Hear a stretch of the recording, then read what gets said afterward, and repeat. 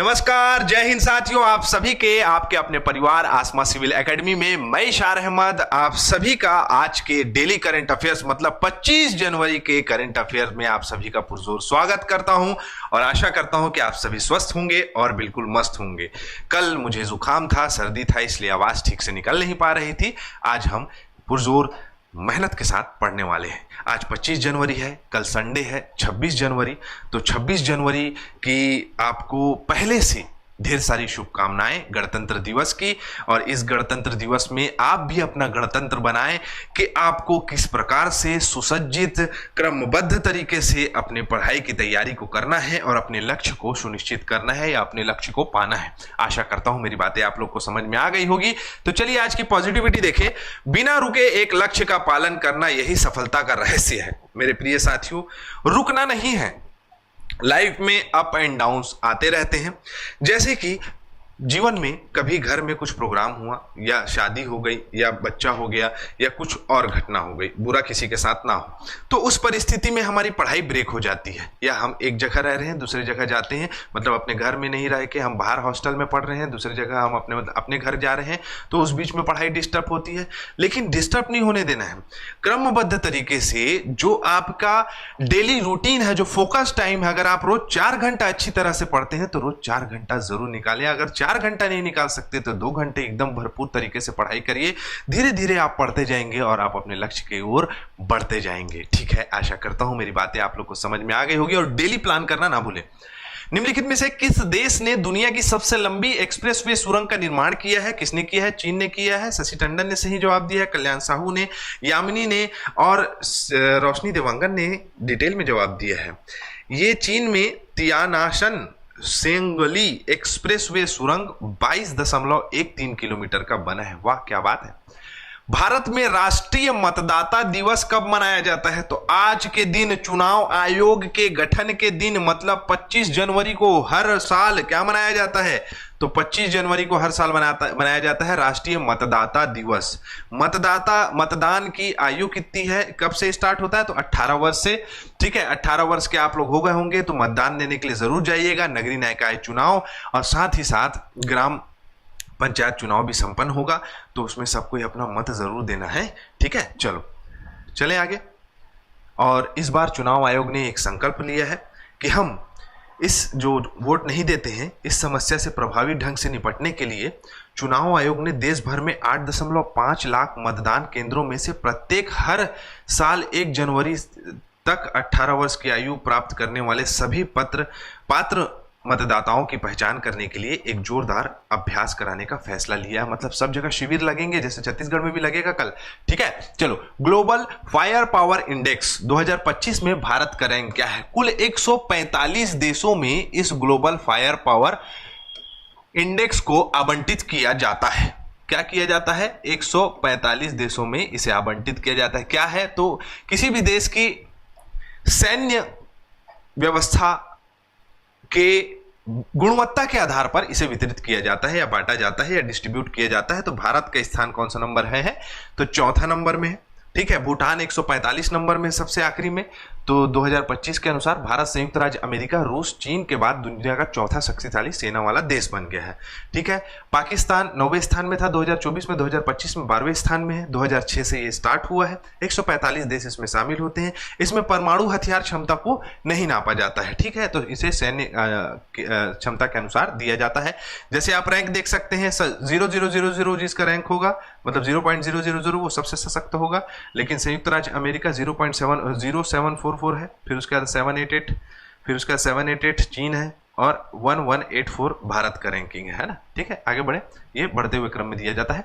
ठीक है, तो आप देख सकते हैं भारत की स्थिति और मैंने सारी चीजें बता दी है। भारत जनसंख्या, उपलब्धता, जनशक्ति, वहन, सड़क मार्ग आदि दुनिया में दूसरे स्थान पर है। तेल की खपत, प्राकृतिक गैस की खपत, कोयला खपत, बाहरी सीमाओं और बाहरी ऋणों आदि के भारत में प्रदर्शन बहुत ही खराब रहा है।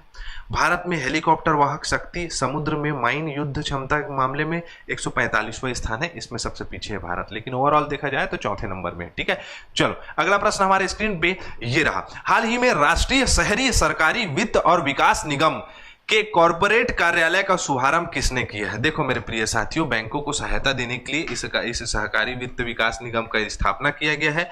गृह मंत्री श्री अमित शाह जी जो है इसमें जो है इसका उद्घाटन किए। श्रीमती निकल गया था, क्षमा चाहूंगा।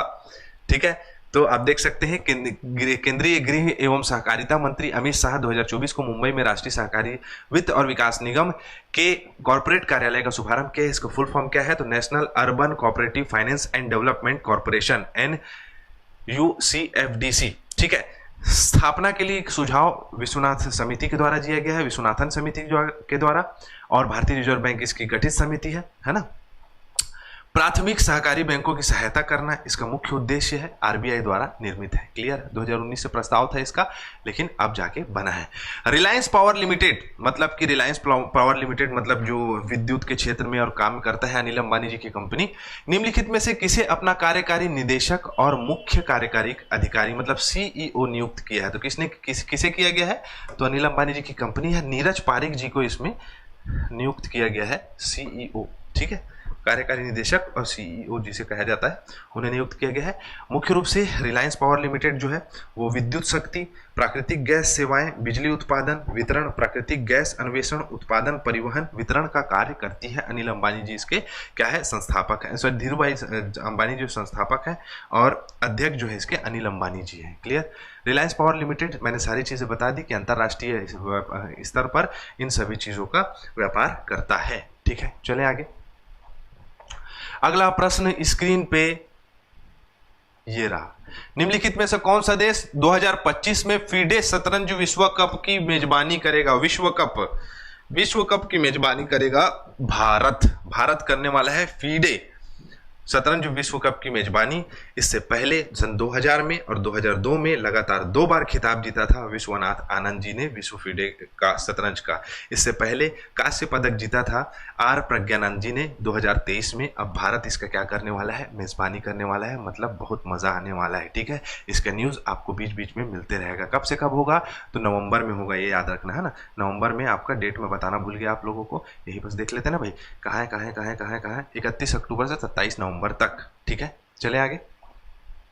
हाल ही में किस देश की सरकार ने 2 जेंडर से अधिक की पुरानी नीति को समाप्त करते हुए जेंडर नीति की घोषणा की है? देखो भाई, अमेरिका जो है वो जो है क्या कर दिया है? जेंडर नीति अपना लिया है। सिर्फ और सिर्फ स्त्रीलिंग और पुल्लिंग हो सकते हैं, मतलब मेल और फीमेल हो सकते हैं। उसके सिवा जो और जेंडर्स हैं, ठीक है, जेंडर और लिंग में अंतर है। लिंग जो है वो हमारे जननांग पे आधारित होता है, ठीक है, लेकिन अगर हम जेंडर की बात करें तो जेंडर जो है उनकी प्राकृतिक और जो कहा जा सकता है कि उनके हार्मोनेटिकल डेवलपमेंट के अकॉर्डिंग जो है बांटा जाता है, उसके आधार पर जेंडर डिस्ट्रीब्यूशन होता है ना। तो उसको जो है अमेरिका ने नकारा है, और नकारने के साथ जो है सीधा सीधा कहा है कि ये हमारे जो है जेंडर विचारधारा में कथित अतिक्रमण से महिलाओं के अधिकारों की रक्षा करना हमारा मुख्य उद्देश्य है। मतलब हम महिलाओं की रक्षा करना चाहते हैं। कोई भी व्यक्ति महिला बन जा रहा है, कोई भी व्यक्ति पुरुष बन जा रहा है, तो इससे जो है हम इस चीज को नकारते हुए सीधा 2 लिंग पे आधारित कार्ड सबको का डिस्ट्रीब्यूशन होगा। एक होगा स्त्रीलिंग और एक पुल्लिंग, मतलब कि आपका फीमेल और मेल्स कैटेगरी में बांटा जाएगा। अब देखो ये बोल रहा है कि जेंडर शब्द अनिवार्य लिखना हर चीज में जरूरी होगा, मतलब जितने भी पात्रता सर्टिफिकेट्स होंगे उसमें जो है जेंडर शब्द लिखाए रहेगा। तो 47वें राष्ट्रपति कौन है? डोनाल्ड ट्रंप जी, इन्होंने ये घोषणा कर दी है। No if no but. अब ये जेंडर और लिंग के बारे में जो मैंने आपको बताया कि सेक्स जिसे कहते हैं लिंग, यह जन्म के समय प्रदान किए गए लेबल को दर्शाता है, प्रायः जननांग पर आधारित होता है, जैसे कि मैंने आप लोगों को बताया। लेकिन जो जेंडर होता है जिसको लैंगिक कहा जाता है, वो जेंडर सामाजिक रूप से निर्मित भूमिकाओं, व्यवहारों, अभिव्यक्तियों, पहचानों को संदर्भित करता है, जो जन्म के समय में के सेक्स से जुड़े हो सकते हैं या नहीं भी हो सकते हैं। ठीक है, जैसे जेंडर्स में हमने LGBTQIA है ना, इस प्लस में जो है बांटा है इनको। जैसे कि L से है लेस्बियंस, उन महिलाओं को कहा जाता है जो शारीरिक और भावनात्मक रूप से महिलाओं पर जो है आकर्षित होती हैं। वैसे ही G फॉर हो गया गे, जो पुरुष होते हैं और पुरुषों को पे आकर्षित होते हैं। B से है बाइसेक्सुअल, मतलब पुरुष और महिला दोनों के साथ मतलब इनको संभोग करने का मन होता है। ठीक है, टी से है ट्रांसजेंडर्स। ट्रांसजेंडर मुख्य रूप से जो है वो लिंग परिवर्तन करते हैं, जैसे कि आप ट्रेन में, बस में, इसमें देखते होंगे मुख्य रूप से ट्रांसजेंडर्स होते हैं, है ना। वैसी है क्यूरी, उन व्यक्तियों को कहते हैं जो अपनी पसंद को लेकर अनिर्णय रहते हैं, उनके दिमाग में कुछ चलता नहीं है, ठीक है। इंटरसेक्स कौन होते हैं? ये उन व्यक्तियों को कहते हैं जिनके शरीर दोनों लिंगों की तय परिभाषा के अनुसार नहीं होते हैं, है ना। मतलब उनके पास जनांग पे जो है स्त्रीलिंग, स्त्रियों का भी हो सकता है और पुरुषों का भी हो सकता है। एसेक्सुअल कौन से हैं? इनको किसी चीज से कोई मतलब नहीं है, ठीक है। उन व्यक्तियों को कहते हैं जिन्हें किसी भी शारीरिक लगाव नहीं होता है, ये एसेक्सुअल होते हैं, बाद में जोड़ा गया है इसे, ठीक है, ऐसे लोगों की मानसिकता के अनुसार। तो अब जो है अमेरिका ने बंद कर दिया। इस वीडियो को शेयर जरूर करिएगा। चलिए आगे बढ़ते हैं। अगला है 1 से 9 फरवरी 2025 तक विश्व पुस्तक मेला 2025 कहाँ आयोजित किया जाएगा? बच्चों पे आधारित है ये, नई दिल्ली में होगा। बच्चों को रीडिंग कैपेसिटी बढ़ाने के लिए और साहित्य जगत में, और जो है कहा जा सकता है कि भारतीय साहित्यिक जगत पे जो है इनको पहल कराने के लिए ये फैसला लिया गया है। तो राष्ट्रीय राजधानी बहु प्रतीक्षित नई दिल्ली विश्व पुस्तक मेला 2025 का आयोजन होने जा रहा है, जो पाठकों, लेखकों और प्रकाशकों के लिए भव्य उत्सव होगा। 1 से 9 फरवरी तक होगा, ठीक है। और मैंने बताया थीम देख लो। इस वर्ष पुस्तक मेले के मुख्य थीम है रिपब्लिक @75, ठीक है। भारतीय संविधान के 75 वर्ष को जश्न बना रही है, इसका मुख्य उद्देश्य। बच्चों का मंडप होगा, युवाओं को, पाठकों को प्रोत्साहित किया जाएगा। युवा कॉर्नर, नवोदित लेखकों के लिए मंच होगा, मतलब जो नया लेखक होंगे उन लोग के लिए प्रॉपर मंच प्रदान किया जाएगा। एक रचनात्मक प्रदर्शनी होगी इसकी, है ना।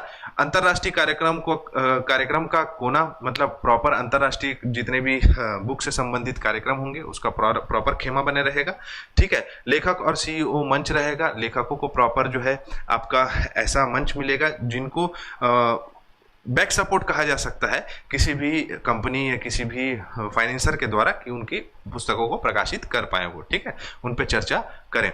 अगला है प्रश्न हमारे स्क्रीन पे, ब्रांड फाइनेंस ग्लोबल 500 रिपोर्ट 2025 के अनुसार निम्नलिखित में से कौन सा भारतीय ब्रांड सबसे मूल्यवान ब्रांड है? देखो, ऐसे तो देखा जाए तो सबसे फर्स्ट नंबर में है वो है एप्पल, लेकिन भारत में ऐसा कौन सा ब्रांड है? 500 रिपोर्ट मतलब टोटल 500 ब्रांड्स को इसमें कैटेगरी दी जाती है, तो टाटा जो है वो भारत में सबसे पहला नंबर का ब्रांड बन गया है, ठीक है। जैसे आप देख सकते हो कि 31.6 बिलियन ब्रांड वैल्यू के साथ भारत का सबसे मूल्यवान ब्रांड है ये, ठीक। और एप्पल सबसे पहले नंबर में है, दूसरा है माइक्रोसॉफ्ट, फिर तीसरा है गूगल। क्लियर। टाटा समूह, जमशेदजी टाटा इसके संस्थापक हैं, नोएल टाटा इसके अध्यक्ष हैं, मुंबई मुख्यालय है, 1868 में स्थापना हुई थी मुंबई में। टाटा पहले नंबर में है, दूसरे नंबर में है इन्फोसिस, HDFC है, LIC है, रिलायंस है। इन सभी कंपनियों को अलग अलग कैटेगरी में बांटा गया है, तो आप इसको PDF के माध्यम से देख सकते हैं। हाल ही में GI टेक शिखर सम्मेलन 2025 आयोजित किया गया। कहाँ आयोजित किया गया भाई? तो नई दिल्ली में आयोजित कराया गया, ठीक है। नई दिल्ली में इसे आयोजित कराया गया था, और नई दिल्ली में इसे संपन्न कराने के साथ साथ GI टेक की महत्वता को बेहतर तरीके से बताया गया है, ठीक है। नई दिल्ली में इसे आयोजित कराया गया था। GI टैग क्या होता है? GI टैग किसी भी उत्पाद को एक प्रॉपर जो है आपका पहचान दिलाता है, जिसका आप कॉपी नहीं कर सकते, जिसको आप जो है मतलब इंटरनेशनल मार्केट में प्रॉपर बेच सकते हैं। जैसे हाल ही में हमने अंडमान निकोबार द्वीप समूह का GI टैग प्राप्त देखा था हमने, क्या? तो वर्जिन कोकोनट ऑयल, जो कि मतलब मॉइस्चराइजर का कार्य करता है, ठीक है।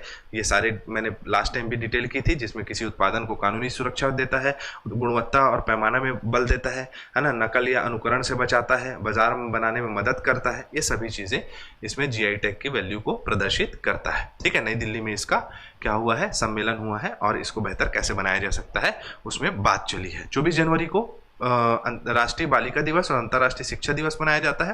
धनंजय शुक्ला और CM पवन चांडक जो है ये भारतीय कंपनी सचिव संस्थान द्वारा 2025 के लिए इसके अध्यक्ष और उपाध्यक्ष के रूप में नियुक्त किए गए हैं। स्थायी मध्यस्थता न्यायालय ने भारत पाकिस्तान के साथ सिंधु जल समझौता विवाद में किसके पक्ष में फैसला सुनाया? तो भारत के पक्ष में फैसला सुनाया। और क्यों? हम भाई बांध बना ही नहीं रहे हैं, हम तो प्रॉपर वहां पर जल विद्युत परियोजना बना है, विद्युत उत्पादन हो रहा है, टरबाइन चल रहा है, वो तो पानी को फेंका ही रहा है ना आपके पास, तो आपको रोक कहाँ हो रहा है? बाध्य नहीं है, ठीक है। चलो कल वाली क्लास जरूर देख लेना। निम्नलिखित में से किस सेवा केंद्र को सुभाष चंद्र बोस आपदा प्रबंधन पुरस्कार 2025 के लिए चुना गया है? भारतीय राष्ट्रीय महासागर सूचना सेवा केंद्र। ये मुख्य रूप से तटीय क्षेत्रों में रक्षा और जो है आपका सुरक्षा का कार्य करती है। भारत के किस राज्य में पहला ओलंपिक अनुसंधान सम्मेलन आयोजित कराया गया? तो गुजरात में कराया गया है। नाइजीरिया जो है वो ब्रिक्स का पार्टनर देश बन गया है। कौन सा? तो नाइजीरिया। ठीक है। केंद्र सरकार 2025-26 में विपणन सत्र के लिए कच्चे जूट के न्यूनतम समर्थन मूल्य के लिए कितना रुपए वृद्धि कर दिया है? तो 312 रुपए। 5 राष्ट्रीय स्वास्थ्य मिशन को कितने वर्ष के लिए बढ़ा दिया गया है? तो 5 वर्षों के लिए बढ़ा दिया गया है। मतलब राष्ट्रीय स्वास्थ्य मिशन जो कि चलता है उसको कितने वर्षों के लिए बढ़ा दिया गया है? तो 5 वर्षों के लिए और बढ़ा दिया गया है। भारतीय पुरातत्व सर्वेक्षण ने पुरातत्वविदों ने किस राज्य में 1200 साल पुराना बौद्ध मठ प्राप्त किया है? तो आपका रत्नागिरी कहाँ है? उड़ीसा। उड़ीसा होगा ना इसका आंसर। ठीक है, चलो। हाल ही में निम्नलिखित में से किसे सीमा सुरक्षा बल का अतिरिक्त महानिदेशक नियुक्त किया गया है? तो इसका आंसर आपको देना है। हमारा सत्र यहाँ कंप्लीट होता है। मैं इसी के साथ इजाजत चाहूंगा। जय हिंद, जय भारत।